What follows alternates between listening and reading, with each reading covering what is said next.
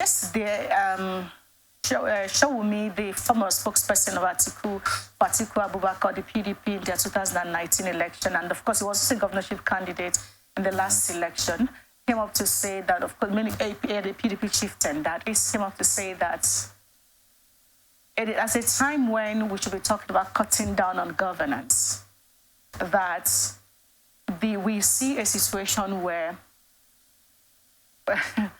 the present administration is going on to enlarge his cabinet, that they expected him to cut down. Instead, he's increasing it. Now, APC chieftain is coming out to say, no, that is not even enough. He expected more.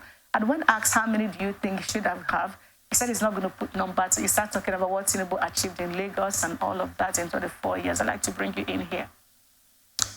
Well, I think some persons just want to think of how they can be able to add their voice so that they can also, the current administration, to see that they are being supportive. Some persons just say what they want to say. You have 45 ministerial positions, and you said it's not enough. And each of these ministerial positions, if you notice, they are contradicting.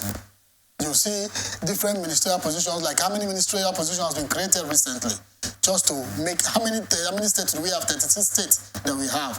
You're talking about 200 million people.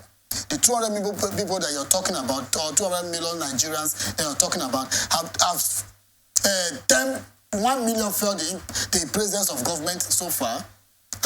Do we have a system where 1,000 persons in the country has failed effectively the presence of government at the grassroots level? Or we are talking about only those at the corridor of power. So why would you be thinking about creating more ministerial positions or ministries? Why thinking about that? Why saying 45 is not enough? And come to think of it, how much do we have? How much are we owing? Nigeria has borrowed to how much today? And we are talking about creating more ministerial positions. Which money will you use to service these ministries? Where is the money coming from? Where is the money coming from? The IGRO that Nigeria is generating, where are we seeing it?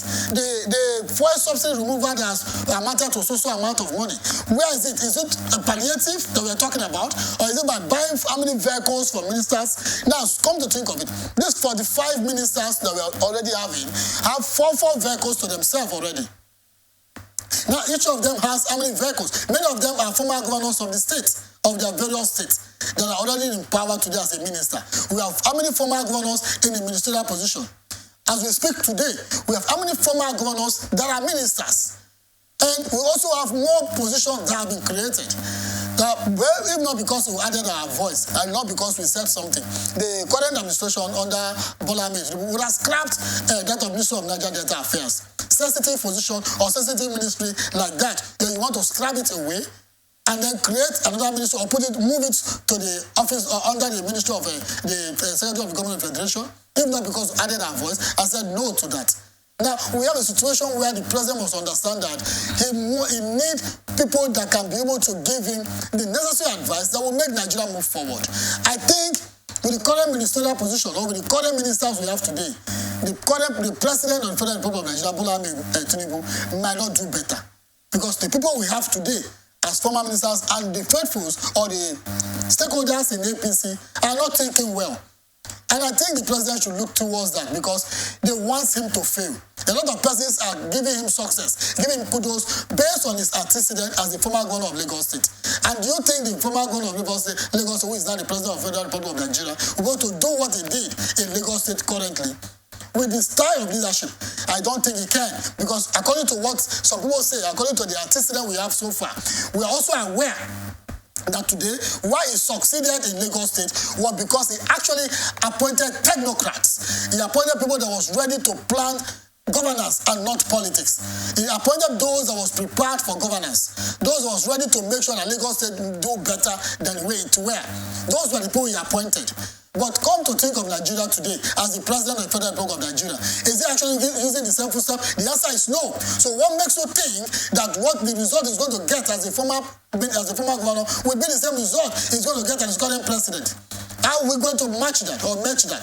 Because from his antecedent, he will not meet up such result. He did well according to what we're hearing, according to his antecedent, according to what is on ground. He did well as a former governor of Lagos State. But do we think he's actually going to do well? The answer is no. Why is the answer no? The answer is no because of the cabinet members they are just appointed. Considering what we are saying, look at the current Senate president. Look at those he has appointed, the chief of staff, the secretary of the government of federation, his ministerial position. They are all willing to have their personal interests to succeed. They are not prepared to move the country forward. They are not prepared to move the country forward.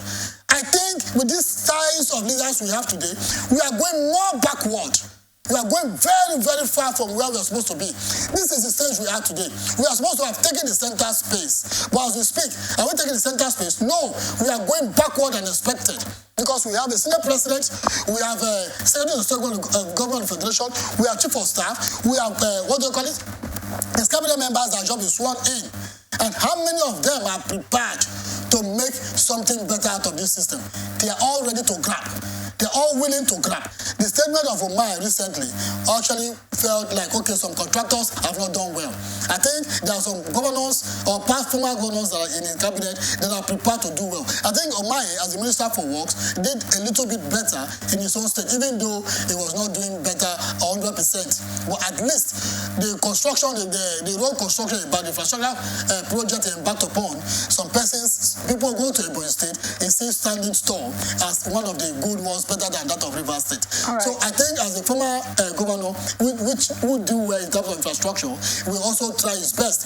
And maybe that's the reason why he was appointed as the Minister for Works. So as the Minister for Works, if he can bring in what he did in Ebonyi State and implement that in Nigeria, I think we're going to do better with his own office. But come to think about the Ministry for Environment, control what is going on today in our environmental sector. All right. Are we going to do better? Now look at the FCT Minister. What is his pronouncement recently? Thank you very much. What is his pronouncement, the FCT Minister?